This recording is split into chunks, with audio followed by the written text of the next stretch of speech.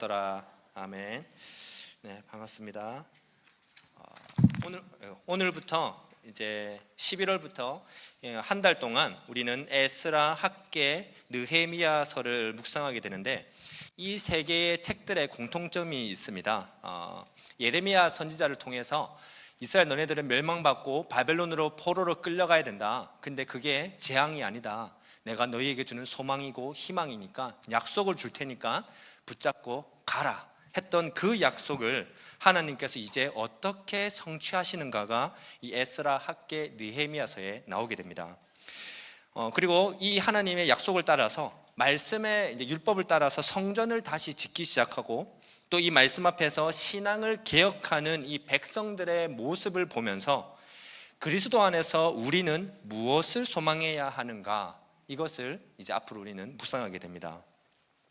오늘 우리에게 주신 이 본문은 포로에서 돌아온 자들의 명단입니다.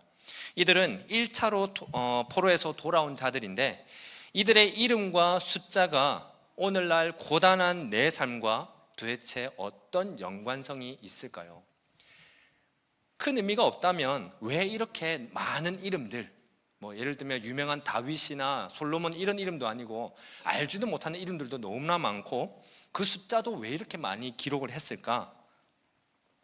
하나님께서 이렇게 기록하신 목적과 그 의미를 우리는 다 알 수는 없겠지만, 적어도 이 명단과 이 숫자 속에서도 우리는 예수님의 몸된 교회로서의 삶에 꼭 필요한 원리는 발견할 수가 있습니다. 오늘 2절에 보면 몇 명의 이름들이 나옵니다. 근데 이들은 1차로 포로에서 돌아온 사람들의 리더로 보고 있습니다. 그러니까 그 많은 백성들이, 그러니까 4만 몇천 명 이런 사람들이 올 때에 그냥 가자 우르르르 막 마음대로 무질서하게 간 게 아니라, 자 이쪽으로 오십시오, 아이들은 이쪽으로, 어린아이들은 여자애들은 이렇게, 다치신 분들은 이렇게, 나름대로 질서 있게 이렇게 이끈 리더들이라고 볼 수 있습니다. 근데 이 중에서도 스룹바벨과 예수아라는 사람이 있습니다. 이 두 사람은 이 리더들 중에서도 그 위에 있던 리더였던 것 같습니다. 왜냐하면 앞으로 이 에스라서에 계속 보다 보면 이 두 인물이 계속 중심에 나옵니다. 스룹바벨과 예수아와 레위인과 제사장들과 백성들, 이런 식으로 계속 표현하기 시작한다는 것이죠. 이 스룹바벨이라는 사람은 바벨론에서 태어난 자라는 이름을 가지고 있습니다. 근데 이 사람은 실제로 왕족입니다. 왕족. 우리가 얼마 전에 역대하 이제 묵상을 마무리했는데, 그 역대하 마지막에 갔을 때에 여호야긴이라는 왕이 나옵니다. 바벨론으로 끌려갔던 왕이죠. 근데 이 왕의 손자가 이 스룹바벨입니다. 그러니까 그 왕이 끌려가고 나서 이제 자손을 이제 나중에 손자로 보게 됐는데, 그 사람이 스룹바벨인 거죠. 근데 이 학개서에 보면, 우리가 아까 전에 에스라, 학개, 느헤미야 했잖아요. 이 학개서도 1차로 포로에서 돌아온 사람들이 성전을 어떻게 짓게 되는가에 대한 이 학개 선지자로 통해 주신 말씀인데, 이 학개서 2장 23절에 보면 하나님께서 스룹바벨을 선택하시는 말씀이 나옵니다. 스룹바벨아, 여호와가 말하노라, 그날에 내가 너를 세우고 너를 인장으로 삼으니라. 그러니까 이게 무슨 말이냐면, 왕으로 너를 세우겠다는 말입니다. 근데 그렇다고 흔히 있었던 그런 왕들처럼 나라를 다스리는 왕으로 세운다는 건 아닙니다. 오히려 그 다윗의 왕권, 그 왕권을 내가 다시 회복시키겠다 하는 말씀인 것입니다. 그래서 스가랴서에 가면 이 스룹바벨을 뭐라고 얘기하냐면, 다윗의 자손으로 오실 참된 왕 메시아가 이 스룹바벨을 통해서 나타나게 된다, 이어서 나타나게 된다. 그 참된 왕 예수님을 예표하는 인물로 그려내고 있습니다. 그래서 마태복음 1장 12절에 가면 예수님의 족보가 나오는데요, 그때 이렇게 얘기하죠. 바벨론으로 사로잡혀간 후에 여고냐는 스알디엘을 낳고, 스알디엘은 스룹바벨을 낳고, 그래서 예수님으로 이어지게 됩니다. 그러니까 예수님의 족보, 예수님의 혈통으로 하나님께서 이렇게 이어간다는 말씀을 보여주고 있죠. 그리고 예수아라는 인물은 누구냐면 대제사장 혈통입니다. 실제로 이 시대 때 대제사장 직분을 감당하게 됩니다.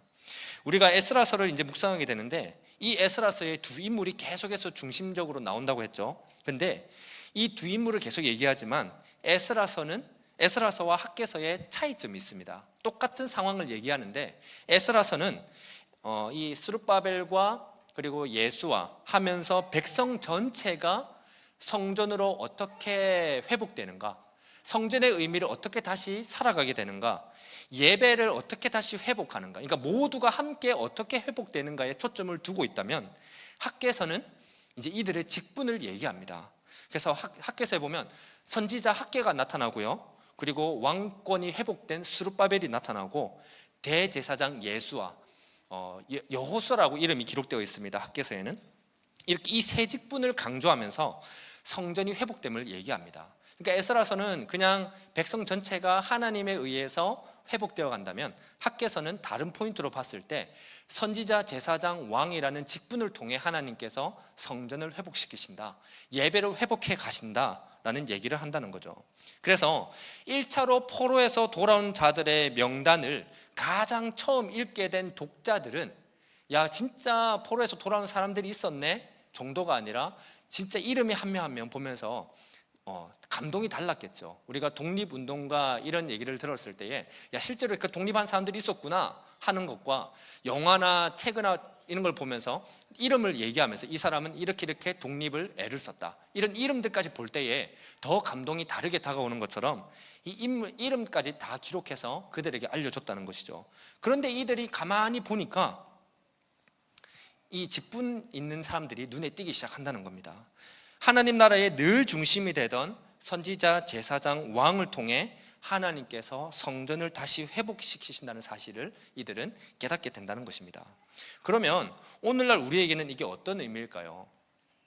선지자, 제사장, 왕 이런 인물들이 돌아와서 실제로 하나님께서 성전을 회복시키셨다, 예배를 회복시키셨다. 근데 그게 나랑 무슨 상관이냐? 그래서 제가 이렇게 좀 그림을 그려봤습니다. 성전이라는 것은 구약 시대부터 계속 이어져 오는 그런 의미가 있습니다. 하나님과 늘 함께하는 곳, 하나님의 임재가 있는 곳, 하나님을 예배하는 곳, 여러 의미들이 있죠. 근데 구약 시대에 보면 하나님의 나라, 하나님의 백성, 하나님과 함께 하나님의 다스림을 드러낼 때 늘 선지자, 제사장, 왕이라는 직분을 통해서 하나님은 드러내셨습니다. 그런데 이스라엘의 역사를 계속 보니까 이들의 직분들이 타락하기 시작하기도 했고, 백성들도 이들의 직분을 인정하지 않기도 하고, 그러니까 이 직분을 통한 하나님 나라가 세워지는 게 엉망이 되기 시작했다는 것이죠. 그런데 하나님께서 마지막으로 성전을 회복시키시는 이 마지막 때에 가니까 이 새 직분을 하나님께서 이 새 직분을 통해 세우시는데, 이 초점이 이제 그 다음 신약 시대로 가는 예수 그리스도로 이어진다는 것이죠. 그래서 예수 그리스도께서는 완전한 선지자, 제사장, 왕으로 이 땅에 오셨고, 또 우리의 삶에 찾아오셔서 그런 우리를 완전한 성전으로 우리를 세워가는 길잡이가 되어 주신다는 것입니다. 오늘날 무너진 내 마음에, 그리고 연약함에 사로잡혀 연약함을 서로에게 가장 많이 드러내는 내 가정을, 그리고 예수님의 몸된 교회라고 하는 이 교회의 방향을 하나님께서 이 예수 그리스도를 통해서 세워 가신다는 것입니다. 하나님께서 하나씩 이 선지자, 제사장, 왕이라는 직분을 감당하는 예수님을 통해서 세워 가신다는 것이죠. 그런데 여기 앉아 계신 여러분들 중에는, 선지자, 제사장, 왕 알겠다, 근데 그런 직분을 감당하시는 예수님이 도대체 뭔지 모르겠다, 그리고 그렇게 직분을 감당하신다는 예수님이 오늘 나랑 무슨 상관인지 나는 잘 모르겠는데요, 나는 거기에는 사실 딱히 관심이 없는데요, 애 키우고 주중에 먹고 사느라 바빠 죽겠는데 교회로 세워져 간다, 교회로 계속 나를 한 방향으로 이끌어 가신다, 나는 그냥 이렇게 그냥 교회만 다닐랍니다. 그냥 교회 왔다가 예배 한번 참석했다가 그냥 뭐 이렇게 하는 것도 나는 괜찮다. 이 외에도 다양한 그 미지근한 반응이 우리 중에 있을 줄로 압니다. 그런데 여러분이 정말로 하나님을 믿는다라고 확신을 하신다면, 교회의 의미는 잘 모르겠지만, 교회가 뭔지는 아직 잘 모르겠지만 그래도 교회는 다녀야 한다라는 생각이 정말로 있다면, 오늘 말씀을 통해 한번 진지하게 고민하고 그 고민을 가지고 기도해보는 시간을 가지면 좋겠습니다. 오늘 돌아온 사람들이 어떻게 해서 이렇게 돌아오게 됐는가, 이 명단을 쫙 읽다 보니까 1장 5절, 독자들은 1장 5절을 떠올릴 수밖에 없습니다. 왜 이 사람들이, 많은 사람들이 돌아왔을까? 이들은 그 마음에 하나님께 감동을 받았기 때문에 돌아왔구나 라는 생각을 떨칠 수가 없었을 것입니다. 근데 여러분, 이들은 그냥 하나님께 감동을 받아서 돌아왔다고 하는데 우리가 너무 쉽게 생각하는 부분이 있는 것 같습니다. 저도 청소년부나 아이들에게 설교할 때 이 포로로 끌려간 사람들을 얘기할 때 노예로 끌려갔다, 마치 수갑차고 막 질질 끌려가서 막 그냥 노예로 부림을 당했다라는 생각을 많이 합니다. 근데 실제로도 노예로 끌려간 사람들이 많겠지만 예레미야 29장 5절에서 7절에 보면 다른 관점이 있습니다. 하나님께서 예레미야를 통해서 백성들에게 너네 포로로 끌려가라, 너네 포로로 끌려가야 된다, 이게 내 뜻이다, 이게 소망이다라고 하실 때 뭐라고 하냐면 너희는 거기 가서 삽질하면서 공사하면서 노예로 살아라가 아니라 너희는 거기 가면 집을 지으라고 합니다. 노예로 갔는데 어떻게 집을 지으며 살 수 있겠습니까? 노예로 갔는데 어떻게 땅을 가질 수가 있겠습니까? 노예로 갔는데 어떻게 자녀가 자라가면서 결혼하면서 어떻게 우리 가정이 번성할 수가 있겠습니까? 노예인데. 근데 하나님은 너네는 가면 집을 짓고 살고 텃밭을 만들고 그걸 통해 얻는 열매를 먹고 아내를 맞이하고 자녀가 번성하고 또 그 나라를, 그 성읍의 평안을 구하라. 그를 위하여 여호와께 기도하라. 이는 그 성읍이 평안함으로 너희도 평안할 것이다. 그러니까 바벨론을 내가 평안하게 함으로 인해서 너희도 그 보호 아래서 내가 평안하게 살게 해줄 테니까 이렇게 가서 살아라. 그러니까 포로로 끌려가라. 그런 얘기를 했습니다. 물론 실제로 노예로 끌려간 사람들도 제법 있었습니다. 그리고 그 왕궁에 있었던 신하들은 끌려가니까 여전히 그 나라의 제법 높은 직책을 맡았다기보다는 약간 강등당했겠죠. 직분이 좀 하락됐겠죠. 그런 식으로 좀 힘들게 살았던 사람들도 제법 있었던 것 같은데, 근데 이 말씀에 의하면 아주 많은 사람들이 이 바벨론이라는 사회 속에 끌려갔지만 안정되게 살았다는 것입니다. 그런데 안정되게 하나님께서 평안을 구하라 해서 이 바벨론의 보호 아래서 잘 살아가고 있는데 갑자기 페르시아라는 나라가, 그러니까 성경에는 바사라고 합니다. 이 바사라는 나라가 바벨론을 정복해버리는 겁니다. 그러니까 바벨론이라는 나라가 1등의 가장 강대국이었는데 갑자기 바사라는 나라가 1등으로 치고 올라와서 바벨론을 정복해버린 거죠. 갑자기 이제 보호막이 사라진 것입니다. 이거 어떻게 해야 되지? 근데 이 바사라는 나라가 정복을 했는데 이 고레스 왕이 이 땅을 딱 보니까 유대인들이 있었다는 것이죠. 그 유대인들의 민족성과 그리고 종교, 이 모든 걸 인정하면서 야, 너네 땅으로 돌아가도 된다, 그렇게 허락을 해준 것입니다. 그러니까 역사적으로는 야, 참 멋진 왕이다, 이 정복한 사람들을 노예로 불려서 마음껏 이용해 먹을 수도 있는데 그 사람들을 본국으로 돌아가도 좋다라는 그런 정책을 펼칠 정도로 야, 참 멋진 왕이다 라고 할 수 있습니다. 근데 성경은 이 배경에 하나님의 섭리가 있었다라고 말합니다. 그러니까 하나님이 이전에 계속 얘기했었죠. 예레미야를 통해서 너네 포로로 잡혀가면 내가 반드시 70년이 지나면 돌아오게 할 거니까 일단은 가서 잘 살아, 번성하고 살고 계속 기도하면서 살아, 그렇게 얘기했던 것입니다. 근데 진짜 실제로 70년이 딱 지나니까 바사라는 나라가 치고 올라와서 정복하면서 돌아갈 수 있는 이런, 그러니까 세상적으로 보면 인간의 한 역사의 흐름이지만 하나님께서 이렇게 역사를 움직이셨다는 말씀을 하고 있습니다. 근데 여기서 한번 잘 보십시오. 이 바사라는 왕은 하나님께 감동을 받아서 백성들에게 돌아가도 좋다라는 허락을 한 것입니다. 그런데 하나님은 백성들에게, 유다 백성들에게 내가 바사왕 고레스의 마음을 감동시켰으니까 너네들이 이제 억지로 다 가, 너네 무조건 다 가야 돼, 빨리 안 가? 이렇게 하면서 억지로 보낸 게 아니라는 것입니다. 2장에 나오는 사람들 전부 다 보면 1장 5절에 나오죠. 바벨론에서의 삶을 다 버리고 성전을 짓기 위해 자원해서 돌아온 자들입니다. 고레스가 하나님께서 이렇게 말씀하셨다라고 했을 때 백성들이 야, 저 사람 하나님 믿는 사람 맞나? 저 이스라엘 나라 왕도 아닌데 왜 저렇게 얘기하지? 저거 거짓 아닌가? 여러 가지 의심이 들 수도 있었겠죠. 근데 성전을 지어라는 그 말을 듣고 거기에 자원해서 돌아온 자들이랍니다. 그러니까 그 말을 들을 때에 마음에 이들도 하나님께 감동을 받았다는 것입니다. 어떻게 이들은 이런 마음, 하나님께 감동을 받을 수가 있었을까요? 이들에게 어떤 대단한 믿음이 있었기 때문일까요? 말이 포로 생활이지 잘 살고 있었으니까, 어려움이 없었으니까, 하나님을 정말 뜨겁게 믿고 있었으니까 이런 마음이 생겼을까요? 신앙생활을 정말 오랫동안 70년이니까 적어도 한 4, 50년을 해왔기 때문에 하나님께 감동을 받을 수가 있었을까요? 성경을 정말로 많이 아는 제사장 율법, 그 제사장과 레위인들이 근처에 있어가지고 이들을 통해 계속해서 율법을 막 배웠으니까, 성경을 많이 알고 있으니까 하나님께 감동을 더 받을 수가 있었을까요? 힘든 어려움이 있어도 하나님만 의지하는 삶을 그 누구보다도 더 잘 살았기 때문에 하나님께 감동을 받을 수가 있었을까요? 성경에는 그런 내용이 없습니다. 이들의 믿음이 크던 작던, 어떻게 살았던, 잘 살았던 못 살았던, 정말 하나님을 정말 신실하게 믿던, 잘 알던 못 알던, 성경은 딱 하나를 얘기합니다. 하나님의 약속을 붙들었다, 이 하나만 얘기합니다. 예레미야 29장 12절에서 14절, 우리 함께 한 목소리로 읽어보겠습니다. 시작. 너희가 내게 부르짖으며 내게 와서 기도하면 내가 너희들의 기도를 들을 것이요 너희가 온 마음으로 나를 구하면 나를 찾을 것이요 나를 만나리라. 이것은 여호와의 말씀이니라. 나는 너희들을 만날 것이며 너희를 포로된 중에서 다시 돌아오게 하되 내가 쫓아 보내었던 나라들과 모든 곳에서 모아 사로잡혀 떠났던 그곳으로 돌아오게 하리라. 이것은 여호와의 말씀이니라. 아멘. 하나님께서 억지로 또 하나님의 마음대로 내가 계획했으니까 그냥 따라와 하는 식으로 이들을 막 돌아가라 한 게 아니라 약속을 기억하면서 주를 찾는 자를 회복시키겠다는 말씀입니다.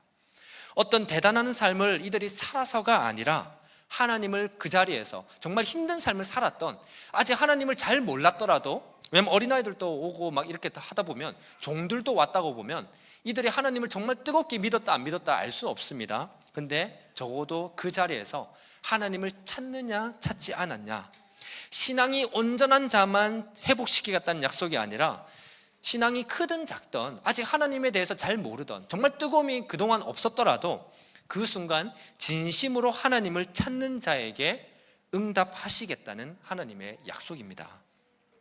그러할 때, 어떤 삶을 살고 있더라도 그렇게 하나님을 찾았을 때 하나님은 그 사람의 여러 상황을 간섭해 주셔서 이들의 마음을 움직이셨다는 것입니다.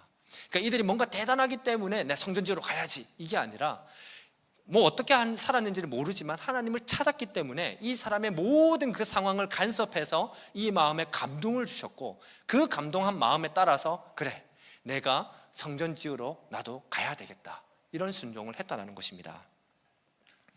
여러분 잘 알다시피 저는 이제 개척에 대한 마음을 갖고 준비하고 있습니다. 이 개척에 대한 마음은 저에게 가장 먼저 주신 마음입니다. 이 마음을 가지고 제가 아내에게 얘기를 했습니다. 나 개척에 대한 마음이 하나님이 좀 주시는 것 같아. 그렇게 했을 때 저희 아내가 처음으로 어떤 반응을 했을까요? 어떤 질문을 저에게 했을까요? 만약에 좋다, 개척했다 치자. 근데 아무도 없으면, 개척하고 딱 시작했는데 아무도 없으면, 우리 가족만 딸랑 앉아 있으면 어떻게 할 거냐? 라는 질문이었습니다. 아주 현실적인 고민이고 질문이죠. 지금은 하늘그림교회가 저의 먹고 살고 또 이 사역을 잘 감당할 수 있도록 생활을 도와주고 있으니까 제가 감당할 수 있지만, 만약에 아무도 없으면 가장으로서 과연 어떻게 해야 될까? 제 대답이 뭐였을까요? 제가 뭐라고 대답했을까요? 아니, 하나님이 지금 주신 마음이고 하나님이 가라고 하는데 지금 무슨 말을 하냐? 그냥 따라와. 그냥 토달지 말고 가면 돼. 하나님이 책임져 주실 거야. 처음부터 바로 그 말을 했을까요? 하나님이 나에게 주신 마음이니 당신은 그냥 따라오면 돼. 바늘과 실처럼. 그렇게 얘기하지 않았습니다. 오히려 내가 당장에 주신 마음을 따라 당장에 뭔가 하겠다는 게 아니라, 하나님께서 주신 이 마음이 도대체 뭘까? 어떻게 나를 이끌어 가실까? 같이 기도하면서 우리 한번 시간을 지내보자. 그리고 시간이 지나 지금은 저희 아내가 이런 얘기를 합니다. 만약 진짜 시작했는데 아무도 없고 진짜 우리 가족만 있어도 괜찮을 것 같다라는 대답을 합니다. 물론 이 말에는 먹고 사는 거 걱정이 안 된다는 게 아닙니다. 여전히 걱정됩니다. 그렇지만 이전에는 걱정되기 때문에 그게 맞을까 였다면, 걱정되지만 하나님께서 이끄시니까 괜찮을 것 같다라는 대답이라는 거죠. 저에게 주신 똑같은 마음이라기보다는 저에게는 하나님께서 어떤 교회를 세울 거냐, 어떤 교회의 방향으로 어떤 핵심 가치를 가지고 살아가는 교회가 될 거냐 하는 그 마음을 계속 주시기 시작했다면, 저희 안에는 똑같은 마음이라기보다는 같은 방향으로 그 마음을 주셨다는 것입니다. 마찬가지로 오늘 2장에 기록된 이 수많은 사람들, 사실 누가 누군지 우리는 다 알 수 없습니다. 아무리 검색해도 이 사람이 무엇을 했던, 어떻게 사는 사람인지도 알 수 없습니다. 그런데 저마다의 그 삶 속에서 나중에도 보겠지만 다양한 백성들도 있고 제사장 레위인들도 있고 족보가 없는 사람들도 있습니다. 그러니까 다양한 그 생활의 수준을 살았던 그런 삶 속에서, 그리고 다양한 믿음의 수준으로 살다가 하나님께서 주신 마음을 따라서 한 방향으로 성전을 짓겠다는 그 방향으로 함께 나아가는 사람들이라는 것입니다. 그래서 여러분, 성전을 다시 짓기 위한 마음으로 모든 것을 내려놓고 이렇게 앞장선 자들인데, 이 본문을 자세히 보면 건축가나 기술자가 없습니다. 아니, 건물을 지으려면 당연히 처음부터 저라면 건물을 짓겠다 하면 이제 건축을 하시는 정준수 지사님, 그리고 이렇게 전기하시는 분들, 막 이런 분들을 먼저 요청해서, 야, 건물 지어야 되는데 뭐부터 해야 됩니까? 설계도는 어떻게 그려야 됩니까? 당연히 전문가를 먼저 찾아가야 되겠죠. 그런데 오늘 본문에는 그런 전문가를 먼저 보내시는 게 아니라는 것입니다. 하나님께서 누구에게 마음을 주셨냐? 오늘 제가 좀 정리를 해봤는데요, 35절까지 보면 일반 백성들이 나옵니다. 물론 나중에 가면 그 목수들과 건축가들이 좀 나오긴 하는데, 이들 중에 나왔다기보다는 그들을 고용하는 장면이 나옵니다. 아마 그 땅에 살고 있던 사람들에게 돈을 주고 같이 도와달라, 그렇게 고용을 했다라고 보통은 해석을 합니다. 그러니까 이 백성들 중에는 없다라고 볼 수 있죠. 어떻게 산 사람들인지 좀 모르겠지만 많은 백성들이 따라옵니다. 그리고 제사장들과 레위인들과 성전에서 봉사하는 사람들이 쭉 나옵니다. 그리고 솔로몬의 신하의 자손들도 나옵니다. 그러니까 왕궁에서 있었던 그런 사람들도 있었던 거죠. 그리고 족보를 찾을 수 없는 제사장, 난 제사장 맞다, 근데 아이디 카드 보여줘봐, 아이디 카드가 없는 것입니다. 그러니까 너네들 그럼 일단은 제사장 섬기지 말고 대제사장이 와서 판단할 때까지 일단 기다려. 그러니까 이런 족보가 없는 제사장들도 나온다는 거죠.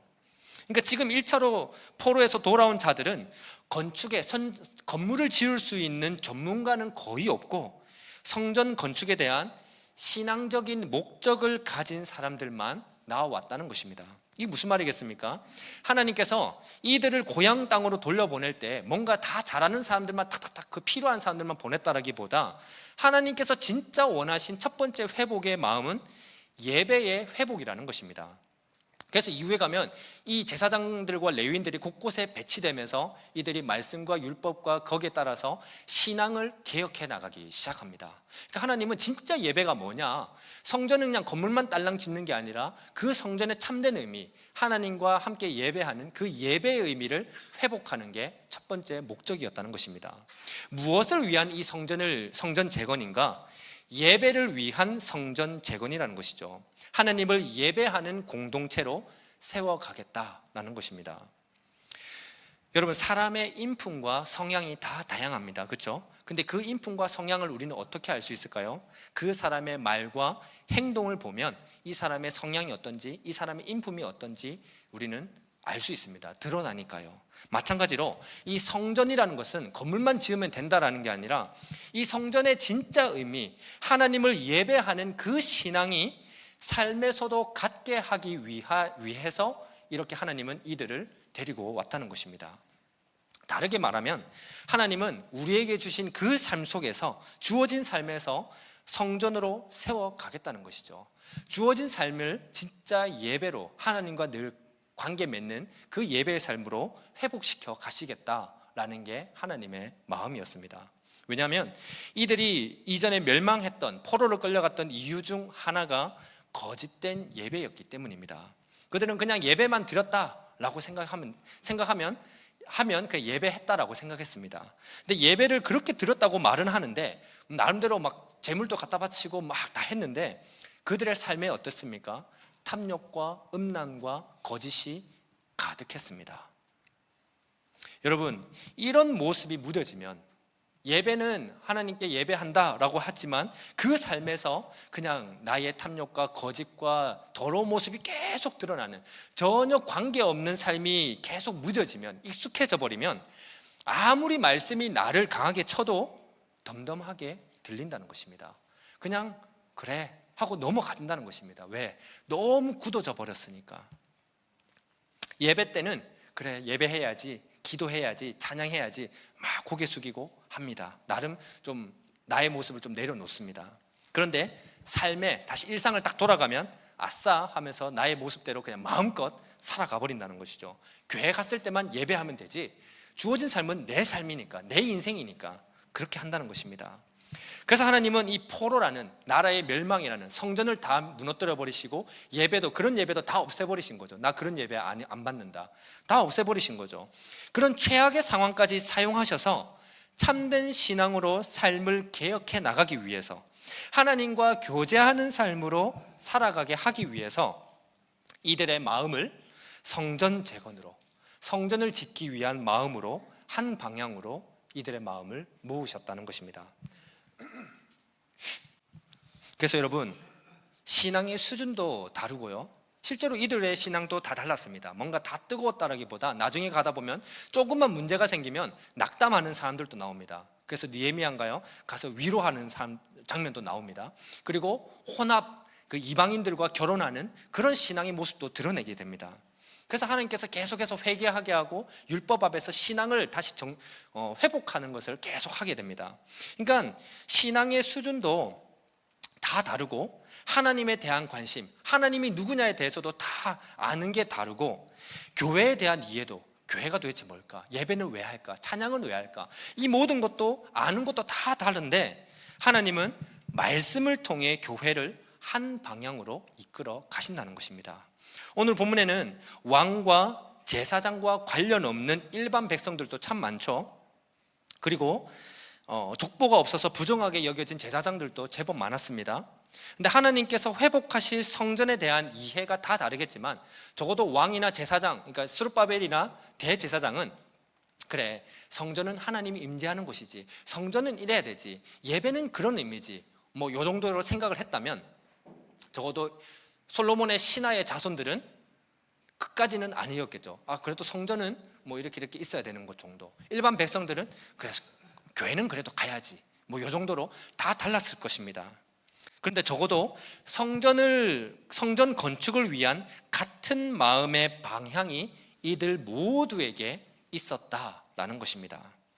그래서 68, 69절에 보면 예물을 기쁘게 드렸다는 장면이 나옵니다. 어떤 족장들이 그랬다는데, 정확하게 얼마인지는 알 수는 없지만 오늘날 뉴질랜드 달러로 대충 환산을 해보니까 대충 1억만 불, 가늠이 안 되는 금액이죠. 또는 그 이상이라고 합니다. 근데 실제로 그럴지 아닐지 알 수 없습니다. 왜냐하면 저 시대 때의 금과 은과 그런 값어치가 지금 시대의 값어치랑 똑같다라고 또 할 수도 없으니까. 근데 어쨌든 그만큼 어마어마한 금액을 건축을 위해서 들였다라는 것입니다.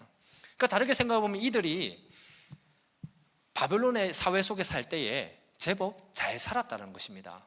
굳이 이렇게 다 버려두고, 이미 안정됐는데, 자녀 교육도 괜찮은데, 사회적으로도 뭔가 다 할 수 있는데, 굳이 그거를 다 버려두고 나아왔던 자들이라는 것이죠. 무슨 의미겠습니까? 이 1절에서 70절 전체 이 명단의 큰 그림, 숲을 통해서 이 명단을 기준으로 이들을 바라보면 너무나 다른 사람들, 신앙의 수준도 너무나 다른 사람들, 이들의 삶의 수준도 너무나 다른 사람들, 그런데 하나님의 마음에 붙잡히면 같은 방향으로 이 모든 사람들이 걸어가게 된다라는 것입니다. 근데 중요한 것은 하나님이 주어가 되셔서 예수님의 몸된 교회로 이들을, 그리고 오늘 우리를 세워 가신다라는 사실입니다. 우리가 지나가다 보면 공사하는 건물을 한 번씩 보게 됩니다. 뉴질랜드는 이 공사가 특히나 좀 많이 느리다고 하잖아요. 그래서 공사하는 걸 보면, 야, 저 공사 시작했네, 언제 다 지으려나, 도대체 뭘 지을까, 저게 지금 뭐 짓는 거지 하는 생각이 들 수도 있습니다. 근데 하필이면 또 그 공사가 우리 집 앞에 또 근처에서 시작하면 이 뉴질랜드 공사는 또 새벽부터 일찍부터 시작하잖아요. 아침 일찍부터 알람이 울리기 전에 두두두두두 하고 있으면 막 짜증이 나고 화가 나겠죠. 시끄럽게 먼지 많이 나게 왜 저 건물을 저기서 짓고 있냐 하겠죠. 근데 나중에 완공된 모습을 보면 우아하게 되겠죠. 야, 이게 그 건물이었구나. 조감도를 또 봤을 때 완공된 모습을 한 번씩 이렇게 붙여놓잖아요. 그걸 보면 야, 이게 그거였구나. 근데 과연 이 모습으로 잘 이어질까 하는 궁금증도 생길 수도 있겠죠. 여러분, 마찬가지로 하나님께서 회복시켜갈 이 예배의 모습, 하나님 나라로 회복시켜가는 우리의 인생, 머리 대신 예수님의 몸으로 자라가야 하는 우리의 지금의 모습, 현실, 우리의 오늘날의 우리의 모습은 이런 공사판처럼 늘 시끄럽고 늘 먼지가 난다는 것입니다. 과연 내가 진짜 성령이 거하시는 거룩한 전이 맞을까? 내가 진짜 하나님 믿는 사람처럼 살아가고 있을까? 이것조차, 여기에조차 내가 마음을 이렇게 믿음으로 못하는데 우리 아내에게, 우리 남편에게, 자녀들에게 틈만 나면 분노를 일삼는데 교회 가면 막 웃는 모습으로 사람들 대하면서 집에서는 그런 나의 더럽고 추악한 모습을 다 드러내고 있는데 내가 진짜 하나님께서 세워가시는 성전이 맞을까?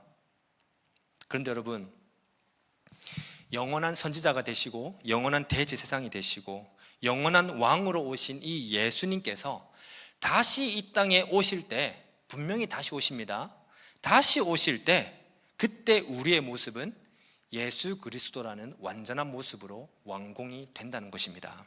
지금 내가 나를 보면 야, 진짜 이 예수님의 몸으로 세워지는 게 맞을까? 너무 형편없는데. 근데 예수님께서 오실 때 완공된다는 거죠. 그래서 예수 그리스도라는 조감도, 예수 그리스도라는 그 완성된 그 그림을 날마다 말씀을 통해 우리에게 주신다는 것입니다. 이렇게 너가 세워질 거야. 이렇게 너의 가정을 내가 이끌어 갈 거야. 이렇게 교회 공동체를 내가 회복시켜 갈 거야. 계속 그렇게 하신다는 것입니다. 신앙적으로나 현실적으로나 하루하루가 참 힘들지 않습니까? 근데 하나님은 지금도 말씀으로 그런 우리를 계속 빚어가시면서 교회로 세워가고 계십니다. 중요한 것은 내가 얼마나 대단한 믿음을 가졌느냐가 아니라, 물론 믿음은 있어야 됩니다. 근데 그 대단한 믿음이 있든 없든, 심지어 어린아이일지라도 내 안에 여전히 하나님께 받은 감동이 살아있는가, 그게 중요하다는 것입니다. 하나님께서 주시는 그 마음에 내가 반응을 하는가. 아이들에게 큐티를 했는데 이 아이가 그 아주 심플한 말씀을 듣고도 그래, 하나님께 감사해야 되겠어, 그 마음에 반응한 그 순간 하나님께서는 이 아이를 세워가신다는 것입니다. 뭔가 찬양할 줄 알고 기도할 줄 알고 말씀 알고 뭔가 딱 이렇게 하는 사람만 세워간다는 게 아니라 하나님께 반응을 받은 마음에 감동을 하는 그 순간 하나님께서 한 명 하나하나 세워가신다는 거죠. 내가 보면, 나를 보면 이게 여전히 나는 왜 이렇게 진흙탕 투성일까? 왜 이렇게 땅만 파고 있을까? 근데 하나님께서 기초석을 넣기 위해서 내가 땅을 파고 있는 거야. 기둥을 딱 하는데 하나님 왜 하필이면 이런 기둥이냐? 아우 좀 크고 뭐 보잘것도 없고 나한테는 불편한데요. 하나님은 그게 있어야 너가 흔들리지 않고 무너지지 않을 거야. 그렇게 하나님께를 바라볼 때 그 하나하나 이끌어 가시는 것을, 우리가 세워 가신다는 것을 알 수 있다는 것입니다. 우리가 말씀을 통해 내 마음에 감동이 없으면, 하나님께 주시는 그 마음이 없으면 나도 모르게 내 뜻대로, 내 판단대로 나의 이익을 따라서 교회를 바라보게 되고, 내 판단과 내 이익을 따라서 내 가정을, 내가 걸어가야 할 삶을 정하면서 살아가게 된다는 것입니다. 그런데 하나님께서 말씀을 통해 주시는 그 마음에 반응을 하기 시작하면 그때부터 오늘까지 흘렸던 내 땀과 내 눈물, 내 헌신, 나의 그 진흙탕 속에서 허우적거리는 이 모든 것들은 하나님께서 일하심 안에서 의미를 하나씩 발견하게 된다는 것입니다. 먼지가 나고 시끄러운 공사판 같은 그런 인생처럼 보입니다. 그렇죠? 어떻게 나를 교회로 세워가실까? 참 고민도 되고 답답하기도 합니다. 참 나를 보면 정말 이제 같이 시작한 공사판 같은 먼지나고 시끄러운 그런 모습처럼 보입니다. 아직 다듬어지진 않은 신앙이 우리에게 있어도 괜찮습니다. 그런데 그 속에서 하나님이 일하고 계시기 때문에, 하나님께서 나를 하나하나 세워가시기 때문에 하나님께서 주시는 그 마음을 우리가 가져야 된다는 것입니다. 그래서 기억하십시오. 머리 대신 예수님께서 저마다 다양한 속도일지라도 같은 방향으로 반드시 완공시켜 가실 것입니다. 예수 그리스도라는 그 완성된 모습으로 나에게 선지자로, 제사장으로, 왕으로 날마다 찾아오셔서 나를 그 예수님의 그 몸으로 세워 가실 거라는 것입니다. 그러니 오늘 내 마음에, 나의 연약하고 무너지고 타락한 이 마음에 하나님의 마음을 다시 한번 구하면서, 나의 신앙 없는, 아직 신앙을 하고 싶지만 신앙이 잘 없는 이런 내 마음에 하나님의 마음을 다시 한번 구하면서 주님의 몸된 교회를 함께 세워나가는 우리의 주어진 그 삶에서도 하나님을 예배하는 공동체로 회복되어가는 그런 우리 모두가 되기를 주님의 이름으로 소망합니다. 아멘. 찬양팀 나와주세요. 설교 오늘 말씀을 한번 되새겨 볼 수 있는, 또 한번 기억해 볼 수 있는 질문을 2개 준비해 봤습니다.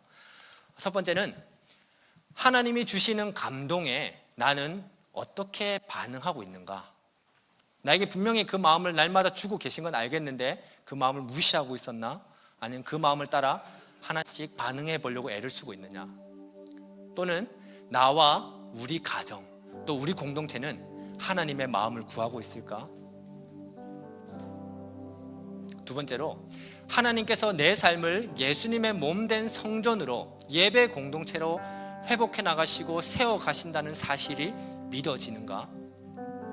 어떤 분들에게는 이렇게 질문할 수 있겠죠. 나는 진짜 그 말씀엔 그렇게 얘기하는데 나는 진짜 믿고 싶을까? 그런 믿음이 나에게 있을까? 오늘 말씀을 한번 곱씹어 보면서 우리가 생각해 봤으면 좋겠습니다. 그래서 오늘 찬양은 주님 마음 내게 주소서라는 찬양을 우리 함께 하면서 오늘 내 마음에, 이렇게 믿음 없는 내 마음에, 여러 가지 복잡한 내 마음에 하나님의 마음을 주셔서 오늘 내가, 하나님께서 나를 어떻게 하나님의 성전으로 세워 가실까, 그 발걸음에 내가 방향을, 하나님의 마음의 방향을 모으면서 한 걸음씩 내딛기를 원한다고 우리 시간 찬양으로 고백하면서 기도의 자리로 나아가겠습니다. 오소서 주님, 나의 마음을 선한 것 하나 없습니다. 그러나 내 모든 것 주께 드립니다.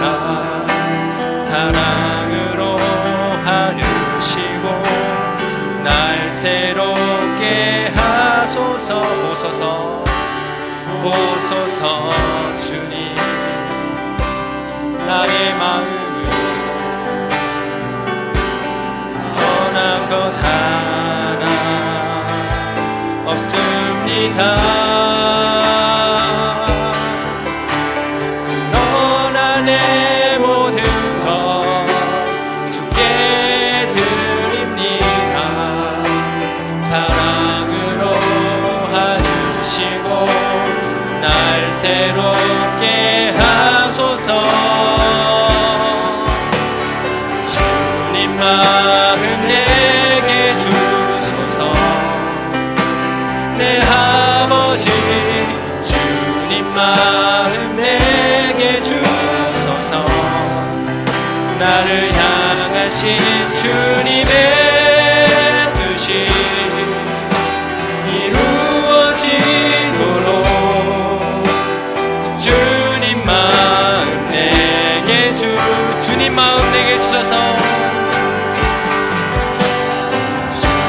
마음 내게 주소서. 내 아버지 주님 마음 내게 주소서. 나를 향하신 주님의 뜻이 이루어지도록 주님 마음 내게 주소서. 우리 함께 이렇게 기도했으면 좋겠습니다. 하나님, 오늘 무너진 내 마음이, 믿음 없는 내 마음이 다시 하나님의 감동에 붙잡힐 수 있도록 도와주시옵소서. 내 뜻과 내 판단이 아니라 말씀의 감동으로 주님의 몸된 교회로 세워져 가는 그런 나의 오늘의 삶이, 그런 우리 교회 공동체가 될 수 있도록 나와 우리 가정과 우리 하늘 그림 교회를 위해서 우리 함께 기도하며 나가겠습니다. 기도하겠습니다. 하나님 누구의 내 마음 날마다 불러주셨습니다. 연약하고 노력과 수확한 모든 모습에 날마다 나만을 바라보면서 나를 스스로 판단하면서 내 생각과 내 뜻에 따라서 나아가는 모습이 너무나 많습니다. 하나님, 오늘 이 말씀 앞에서 다시 한번 하나님의 마음을 구합니다. 성전을 지키기 위한 그 마음 하나로 하나님께 주신 그 마음에 따라서 한 걸음 한 걸음 순종하며 나아갔던 이 백성들처럼, 그래서 하나님께서 어떻게 세워가실까, 하나님께서 하나하나 세워가시는 그 과정을 바라보면서 나도 한번 하나님의 마음을 다시 한번 구하며 나아갑니다. 오늘 나를 바라보면 예수님이 구하시는 그 성전답지 못한 모습이 너무나 많습니다. 너무나 연약하고 추악하고 더럽고 나약한 그런 인생입니다. 그러나 하나님, 오늘 말씀 앞에서 다시 한번 하나님의 마음을 구하며 나아갑니다. 하나님께서 오늘 내 삶에 어떻게 이끌어가실까, 어떻게 방향을 들어가실까, 어떻게 나를 세워가실까, 어떻게 그 세워가시는 과정 하나를 이끌어가실까, 하나님께 마음을 주면서 하나님께 인도하시는 그 삶을 보면서 오늘 내 흘린 땀과 눈물과 그 아픔과 그 모든 것들이 하나님 안에서, 하나님께서 하시는 그 은혜 안에서 의미를 발견하면서 위로를 얻고 소망을 얻고 하나님께 주시는 그 한 걸음 한 걸음 내려갈 수 있는 그런 예수 그리스도의 성전으로 세워져가는 내 삶이 되기를 간절합니다. 오늘 우리 가정과 아버지 너무나 연약하고 너무나 부족하고 살아가지만 하나님 인도하시는 그 삶을 바라보면서 정말 하나님 인도하시는 그 성전으로 예배를 회복해 나가는 우리 가정이 될 수 있도록 인도해 주시고, 우리 하는 교회도 하나님께서 주신 그 교회의 정체성과 그 교회의 방향을 함께 바라보면서 내 뜻과 내 생각 내 마음을 따라서 나아가는 방향이 아니라 하나님께 주시는 그 방향을 바라보면서 하나님께서 내 하는 우리를 어떻게 이끌어가실까, 그 이끌심 앞에서 하나님 주시는 그 마음을 갖고 담대히 믿음으로 순종하며 나아갈 수 있도록 도와주시옵소서. 하나님과 함께 하나님께서 인도하시는 세워가시는 그 방향을 세워져가는 그런 우리 모든 방향 될 수 있도록 인도하여 주시옵소서. 우리 한 가지 더 기도했으면 좋겠습니다. 교회를 위한 기도입니다. 네, 넘겨주시겠습니까? 교회를 위한 기도 제목, 우리 7가지 기도 제목이 있습니다. 안식월을 통해 새롭게 하시는 하나님의 음성에 담임 목사님께서 귀를 기울일 수 있도록, 교회의 정체성과 부르심의 내용이 모든 성도들의 마음에 새겨질 수 있도록, 분립개척을 준비하는 목회자와 또 함께 하려는 그 팀을 위해서, 또 안식월 동안 교회의 리더십과 사역이 계속해서 하나님 안에서 안정되어 갈 수 있도록, 모든 하늘그림교회 성도가 순종의 자리로 부르셨을 때 나아갈 수 있도록, 자녀 세대와 새가족에게도 정말 뭐가 뭔지 모르겠다가 아니라 동일한 은혜와 주시는 마음에 따라 함께 걸어갈 수 있도록, 또 필요한 장소들이 연결되어서 더 예배와 또 하나님과 함께 교제하는 시간을 우리가 함께 잘 누릴 수 있게 해달라고, 이 7가지를 놓고 우리 교회를 위해서 함께 기도하며 나가겠습니다. 기도하겠습니다. 하는 시간 우리 교회를 위해 기도하며 함께 기도하며 나갑니다. 하나님, 목사님의 안식월을 가지는 기간 동안 하나님께 주시는 그 음성의 길을 믿을 수 있도록 도와주시옵소서. 하나님께서 어떻게 이끌어가시는가, 그 음성의 길을 함께 하나님을 바라보면서 나아갈 수 있는 그런 시간을 보내주도록 도와주시옵소서. 하나님, 우리 교회의 정체성과 또 부르심의 내용이 모든 성도들의 마음에 새기시게 도와주시옵소서. 그 교회 가야 되니까 교회 가야 된다는 그 모든 성도들의 마음속에도 교회가 어떤 것인지, 우리 교회는 어떤 뜻으로 나아가고 있는지 이게 마음에 깊이 새겨져서 함께 한 걸음으로 걸어갈 수 있도록 도와주시옵소서. 분립개척을 준비하는 목회자와 또 함께 하려는 그 마음 주신 사람들의 마음을 하나님께서 함께 하셔서 이들을 또 함께 붙잡으셔서 잘 해나갈 수 있도록 하나님을 바라보며 나아갈 수 있도록 도와주시옵소서. 안식월 동안 하나님 인생이 없다고 해서 교회가 마음대로 지금대로 흘러가는 것이 아니라 여전히 하나님께 주신 이 교회의 리더십과 질서를 통해서 유지되어 갈 수 있도록 도와주시옵소서. 모든 하나님의 성도가 하나님께서 다음으로 또 이끌어 가실 때에 감사하니 그 마음에 감동받아서 믿음을 따라서 함께 순종하며 결단을 나갈 수 있도록 도와주시옵소서. 자녀 세대와 새가족들에게도 이들에게도 하나님 마음을 주셔서 함께 교회가 걸어가는 방향으로 발맞춰 나갈 수 있도록 은혜를 가하여 주시옵소서. 이게 필요한 장소가 연결되어서 함께 서로 교제 나누며 함께 배우며 함께 성전으로 또 예배를 해나갈 수 있는 그런 성전교회로 회복해 나갈 수 있도록 하나님 도와주시옵소서.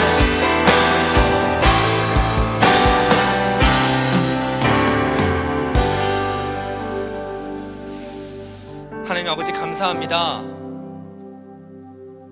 정말 공사하는 그 건물처럼 너무나 연약하고 타락하고 먼지나고 시끄럽고 이게 도대체 뭔가 싶은 그런 인생을 살아가는 우리 모두를 하나님 오늘 말씀으로 그저 살아가는 인생이 아니라 하나님께서 예수 그리스도의 그 몸된 거룩한 성전으로 우리 한 명 한 명을, 또 우리 가족을, 또 우리 공동체를 세워 가신다는 그 말씀을 오늘 우리에게 주셔서 너무나 감사합니다.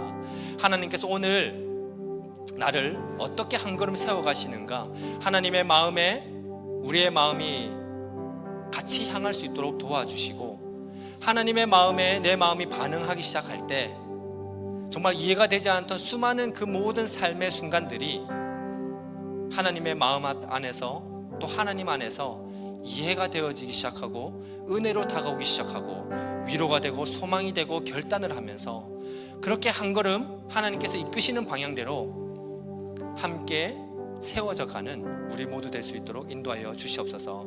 오늘 시간 우리가 하나님께 나오면서 또 우리에게 주신 그 물질 중에 하나님께 마음을 담아 물질을 드렸습니다. 하나님, 그저 하나님께 드려야 하니까 드린다기보다 하나님께서 나의 모든 삶을 책임지시고 나를 먹여 살리신다는 그 믿음이 우리 속에 가득해서 하나님께 언제나 내 마음과 물질과 시간을 드리는 것에 아낌없이 순종하며 나아갈 수 있도록 도와주시고, 또 이렇게 드려졌을 때마다 우리 교회가 하나님의 그 방향에 따라서 귀하게 값지게 또 잘 사용되어 갈 수 있도록 하나님 역사하여 주시옵소서. 감사합니다. 예수님 이름으로 기도합니다. 아멘. 주님께서 가르치신 기도로 우리 주일 예배를 마치도록 하겠습니다. 하늘에 계신 우리 아버지여, 이름이 거룩히 여김을 받으시오며 나라가 임하시오며 뜻이 하늘에서 이루어진 것 같이 땅에서도 이루어지이다. 오늘날 우리에게 일용할 양식을 주옵시고, 우리가 우리에게 죄 지은 자를 사하여 준 것 같이 우리 죄를 사하여 주옵시고, 우리를 시험에 들게 하지 마옵시고 다만 악에서 구하시옵소서. 대개 나라와 권세와 영광이 아버지께 영원히 있사옵나이다. 아멘.